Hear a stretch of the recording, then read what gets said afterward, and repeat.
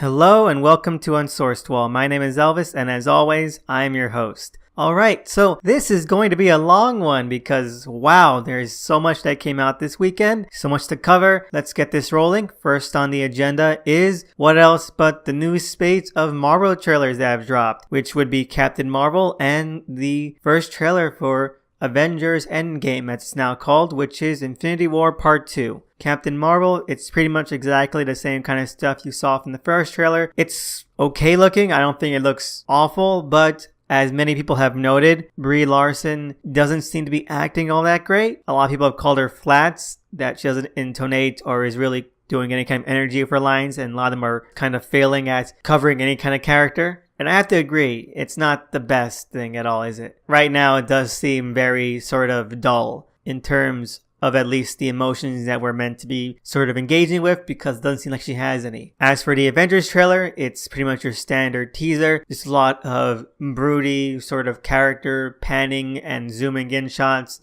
set alongside some very dramatic and emphatic narration. And it's fine. It's pretty much what you expect from a teaser. A lot of people are sort of hyping it up as like the greatest trailer drop of all time, as people are wont to do. But my favorite thing about this trailer dropping is that we get one little snippet of Hawkeye sort of looking very downcast and angry. And even though I would dare anyone to tell me what exactly Hawkeye's character has been in the MCU, people are sort of like really on the Hawkeye train now. He wasn't even the last one. He's such a boring non-character, and that's saying a lot given how many boring non-characters that there can be in these movies. But yeah, no, I'm excited for it. I liked Infinity War a lot more than I usually like these kinds of movies. I hope this one can keep up that momentum. And what comes last with Marvel movie news is that apparently Black Panther has been nominated at the Golden Globes as one of the contenders for Best Drama. And that is just hilarious. That's amazing, isn't it? Wow,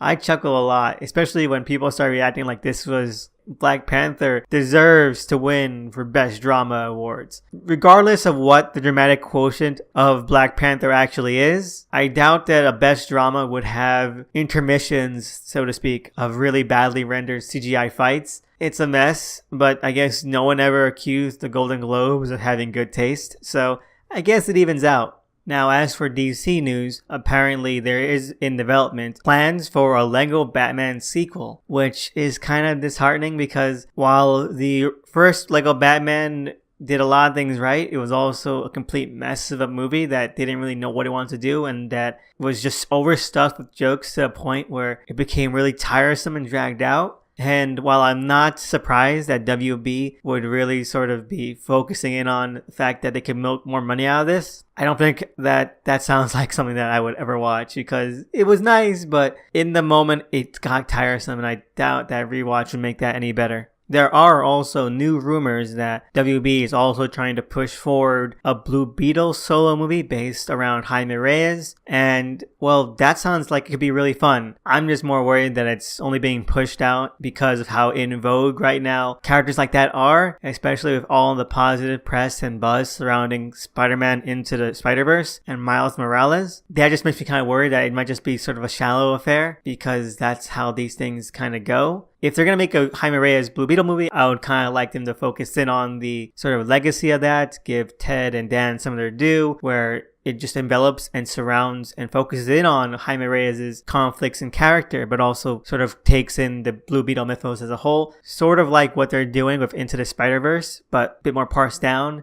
Alright, so this is breaking news, and I'm going to splice this in like I usually do, but it turns out that WB is also planning another superhero movie, and that is Plastic Man. They have a screenwriter attached, and they hope to put this into active development soon. Alright, so yeah, just because this is going to be said so many times until this movie is eventually cancelled, I'm just going to put it out there. Johnny Knoxville. I mean, is there any other choice? But yeah, I guess that's it for DC movie news. In third-party movie news, apparently they are moving forward with a Snake Eyes spin-off movie from the G.I. Joe franchise. And attached to direct is one of the directors of the Divergent movie series. You know, that movie series that got canceled because no one watched the second one, so they decided not to make a third one ever. Honestly, I really do hope for the best with this one. I wish them the best, and fingers crossed that they can actually create something that's really going to do justice to this character. Anyway, moving on to TV news, the only thing I really want to talk about is that apparently M. Night Shyamalan has come out and stated that the Tales from the Crypt reboot that he was working on about like 3 or 4 years ago that got shelved due to legal troubles has been canceled. It's been dropped. He's saying that there is almost no chance it's going to come to fruition now. And it's a shame. I really thought that that could have been something special, the way he wanted to frame it as sort of a matinee or some sort of night at the movies kind of thing. Whatever the case may be, it seems like at least we have the Creepshow reboot that Shudder is doing. So hopefully that turns out well. I think that this would have been honestly just as good, but whatever, fingers crossed we get some good comic horror tinged anthology episodes sometime in the near future. Anyway, just one little bit for comic news, which is that apparently Garth Ennis and Steve Epting are going to be teaming up for a World War II centered comic focusing in on a female sniper in a Nazi-occupied territory. And that sounds awesome. Everyone who's heard of it says it sounds fantastic. You have two great masters at this kind of thing, and you have this incredibly ripe subject and topic. There couldn't be a better time for something like this. So fingers crossed, and I can't wait for that series to start. Alright, so let's move into what I read this week, and it has to be one of the most jam-packed weeks that I've seen in a long time. There are possibly over a dozen issues I read this week, and so let's just frame this as some sort of quick shots type thing, and hopefully it won't go further than that because there is a ton to get through. So let's start off with The Green Lantern #2. Now, I was sort of tepid and not very positive on the first issue, which I discussed as being just a little bit more janky, not very thrilling, and I didn't think it kind of gelled for me, but this new issue really brought me on board. It just feels like a great use of really solid concepts with both humor, drama, and just the outlandishness of it all. I think it all really works, and it just feels more naturally outgoing than the first did to me, and more of a sort of rumbling and tumbling momentum into something that's going to probably be very chaotic, and you know how I love that. So this felt more like a genuine thrill ride, or at least the start of one. So 2 thumbs up.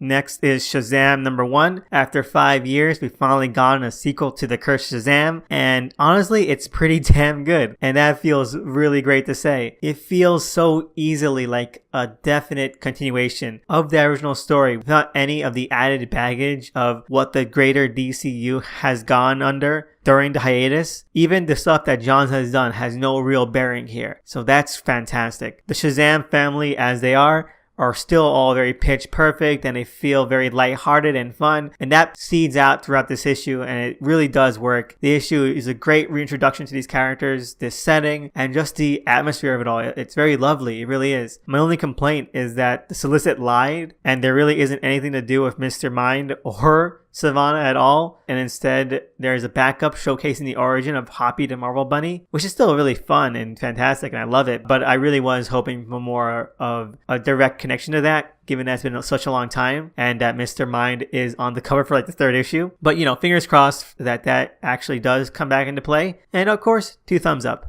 Moving on to The Wicked and the Divine #40, and I can't believe that the actual end of the series is just on the horizon. This issue does have a steady foothold as this sort of intermediary intervening issue where a lot is set up, but it's taken at more of a sidelong, sort of askew glance at it. It gives everything that we need to know and sets off this last batch of issues with a grander sense of scale. Overall, the most important part of this issue is that it does keep up the momentum, and it makes everything feel like, yes, we're rolling right into a grand finale. Moving along into another series, a new one by Kieran Gillen. It's Die #1, and I really don't have much to say about it at all. It is extremely boring, I thought. The art, while it can be quite stunning, the fact of the matter is that there's a lot of repetition, and it just feels so boring and dull for like 90% of it, and then when things finally start coming together, because it's so predictable what the story's about, it didn't really need to be hammered in again. And those last final pages where it stops having that kind of illusion about itself are the best pages of the issue. That has me interested, but the rest just kind of lost me really early on. Next up is The Immortal Hulk. This one actually had 2 issues out this week. One mainline issue, number 10, and the beginning of this Defenders mini event with the Immortal Hulk The Best Defense one-shot. Now, both are really solid intro volleys to their respective arcs. Number 10 is a bit more of a standard punch 'em up, and it has that same problem I've been having with the Immortal Hulk for a while now, where it feels more like an average Hulk comic that's beholden to like the greater Marvel universe and it just feels very boring. There's this whole sense that this issue is meant to be kind of a rolling domino effect of chaos that leads to like this big comeuppance at the end, but you don't really get that sense because it has so many other plots going and they spend so much time like talking and sort of just dragging it out that you don't have that frenetic energy you need to be like, holy shit, this just happened. It just loses that. I respect what it does plot wise and I appreciate it, but it's so stiffly done. The Defenders one shot, however, is just a damn good issue and well, it did get me interested into whatever this Defenders thing turns out to be. Best of all, though, is that it really does harken back to the early stuff with Immortal Hulk, where it's just Bruce Banner, difficult situation, jerkbag Hulk, just going full on for it. And that's what this one does to the fullest, where you have Bruce Banner really trying to hold himself back, and he ends up in a town with just so much annoyances and a magic hobo he has to fight, and it's brilliant. I love it. There's this really wonderful and delightful thing where the issue is integrating older Hulk panels, like from Kirby and Ditko stuff, in order to parallel Bruce's emotional states, and it's all just really classic dirtbag Hulk panels. And yeah, no, 2 thumbs up for that one. 1 thumb up, 1 thumb down for Immortal Hulk number 10. So I guess it balances out.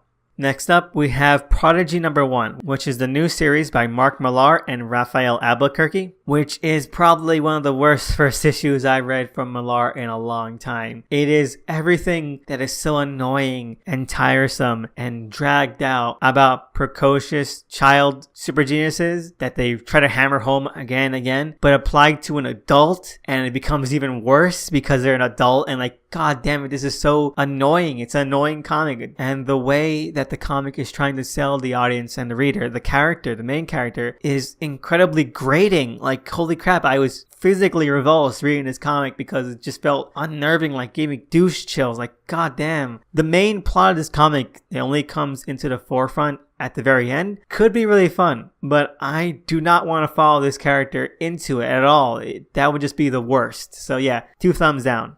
Next up is Martian Manhunter number 1, which is probably the best thing by Orlando I have read since his Midnighter minis. It's got some lax parts, I can't deny that, but it also has a definite amount of set ideas and an actual sense of how to execute them, which is honestly, after Orlando's latest comics, I thought he would really fumble on them. Fortunately, it does more or less come together as an introduction to this unique version of Martian Manhunter and his mythology and backstory, while also feeling like it is trying to earn that place. It's not like Mr. Miracle, which is kind of a cowardly comic because it's trying to do like this dissonant and radically different take on Scott Free, but it keeps on trying to pull shit from the original comics. With Martian Manhunter, it just goes full straight on for doing something different. It knows what it wants to do and it's trying what it can to make itself stand out. I think that really does work and it does come off as really entertaining. If Orlando does keep this up, it could be something that pretty much could be one of the most gripping things he's done. So fingers crossed for that. 2 thumbs up. And before I forget, we actually do have some comments on Martian Manhunter number 1 from @MitchGosser, and they bring up some really nice stuff, which is that they really loved it on their second read, which I felt as well. It didn't really grab me initially. I went back and tried to absorb it more, try to be more patient with it, let it breathe, and that really did work and it really helped me appreciate it more. They're also torn on where to go for Rosmo or Middleton's covers, and they usually go for the interior artist covers. And I agree, go for that, alright? If anything, in the trades, you always get the variant covers anyway. But if you want to collect this, then go for something that is actually consistent with the actual title, because usually those work a lot better. So yeah, Mitch, thank you for your comments. Next up, we have The Dreaming number 4, which is a great issue. It's probably one of the best issues in terms of construction because one of the biggest defining things about this comic series is that Spurrier has really been doing a great job with the secondary characters. And as the series has gone along, they've more or less started stealing the show. And so this one is entirely about the secondary characters and they all are really firing off all pistons, all engines, and well, incredibly gripping and extremely sort of serious and dangerous and very threatening and dramatic sort sort of issue, and I loved it. I thought it really did execute on all these extremely well. There was even a part which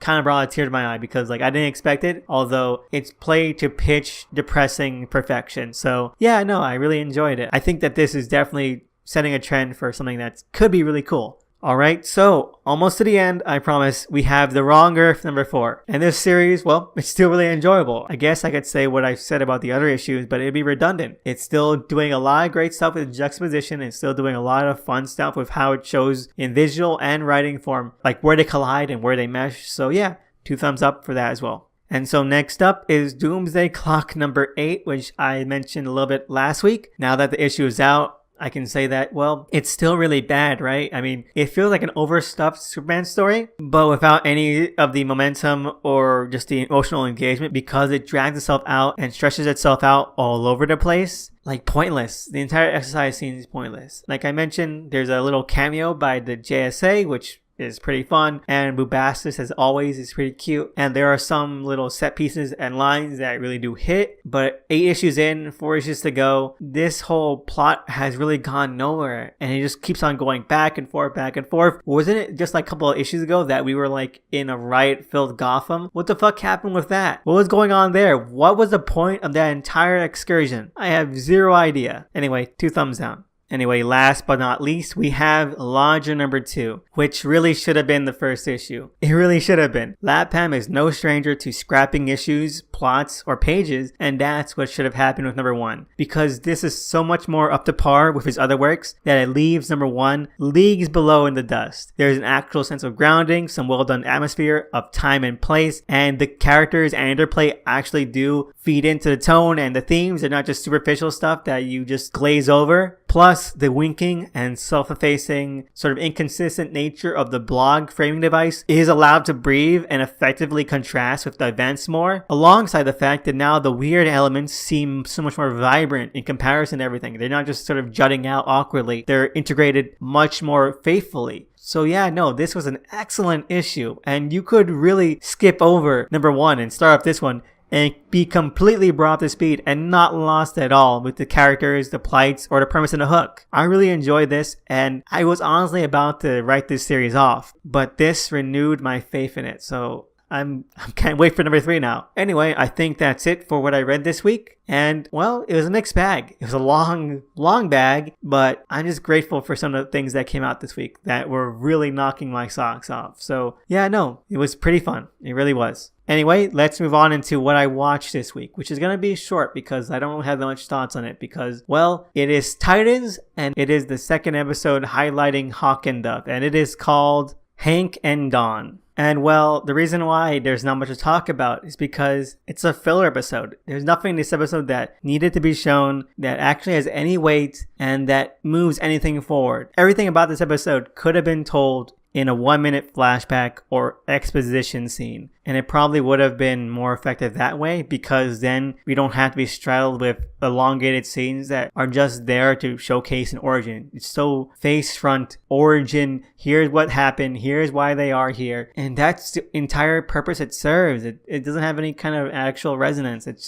just feels extremely stilted and boring. And the origin stuff isn't really parsed down all that great. It's just kind of all rushed. It's all glommed together. There's no real rhyme or reason other than just coincidence, and really forced coincidence at that. It's just so bad. It just really is bad. It's like the first bad episode I've seen of this show, where it's meant to be emotional scenes or an emotional kind of thing. You're like, yeah, but we just saw like a really bad CGI cartoon effect of some guy getting hit by a car. And of course, we're supposed to be like, I sympathize with Hawk because he lost his brother, but his brother is only in like 8 minutes of like a 50-minute long episode. It's not really that much. And we're supposed to see the emotional development between Hank and the new Dove, but it just comes off as, okay, now she becomes the new Dove. It just feels like they're just trying to check off things, and that's really awful. So yeah, bad episode, 2 thumbs down, whatever. There's things that are just not working out. And this episode, I would definitely recommend skipping because you're not going to miss anything about it at all.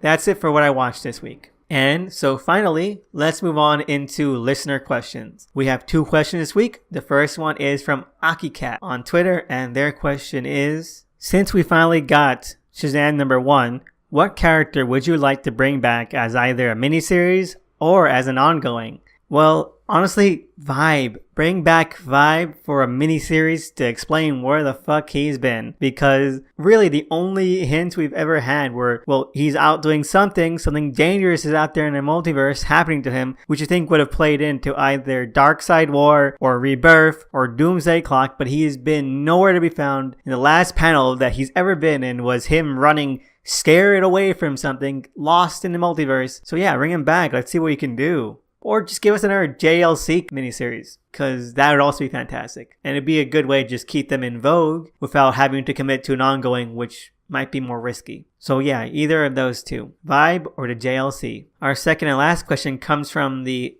ever amazing Illuminated, who has just started their third story arc on Mad Magic. It's up for release below. I'll link them all. And their question is, has there ever been a case in which a writer you hated created something that made you change your mind on their work? And that's an amazing question, because you see that all the time with Cape Comics, with Big 2 comics, because more often than not, they're not going to be giving their best work for a Cape comic. And I'm not saying that's a set rule. A lot of creators actually do put all of their entire efforts into their Cape comic writing and into like their work for hire writing, and that's fantastic. On the other hand, you also have creators who just kind of phone it in. And so when you're like me and you get into comics through like Big 2 stuff or like big sort of companies and publishers, you can get sort of like the wrong impression of a writer, because all the stuff that you're being exposed to, that you have the most easiest access to, could be crap. And that same exact thing has happened twice with me, honestly. It's happened with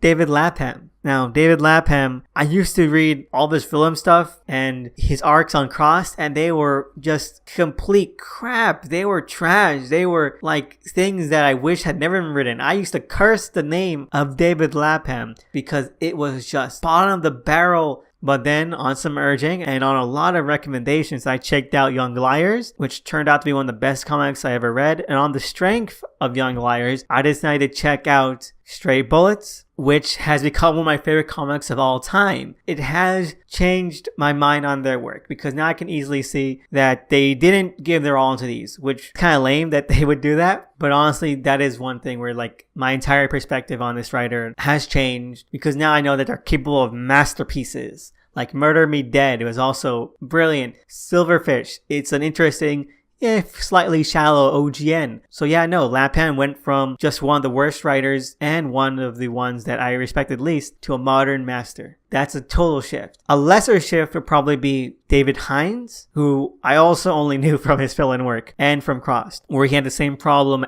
as Lapham, where it was just like the most cheapest stuff you can ever read. Just incredibly lazy. But then he wrote like one good Crossed arc, and it was genuinely good. It was genuinely entertaining. Of course, it's Crossed, so it's all about like that same kind of Crossed atmosphere, and it works, and it's really fun, entertaining. Like, wow, this was really interesting. And so I went along and read Strange Embrace, which I also recommended on the show. And yeah, no, this guy can really do solid, tense, atmospheric horror. So it did change my perception of his work too. There's probably countless others that I can't think up right now, but those two first and foremost, because they went from writers that I had absolutely no care about and that I would actively avoid anything their name was on, to something where I'm like, well, I'll see where it's gonna go. Thanks for that question, Illuminated. And it's been so fun just trying to go over that and trying to see like, maybe there are times when I'm wrong. Hopefully this will come to fruition and come to pass with Tom King as well, where he'll write something that knocks my socks off. So fingers crossed. Anyway, that's it for listener questions. As always, I am so grateful for anyone who puts out questions and sends feedback and comments. It means so much. I am so really honestly grateful for that. If you have any of your own questions, topics, or comments that you would want to hear discussed on the show, please tweet at me on my Twitter at THE_SNICKMAN. I would also like to give a shout out to at DOTEMCEE, who did the cover art for this show, and I am always so appreciative of that. So yeah, check them out as well. Thank you all for listening this week. We're knee deep into December now, and I hope you're having a great holiday season. See you next week.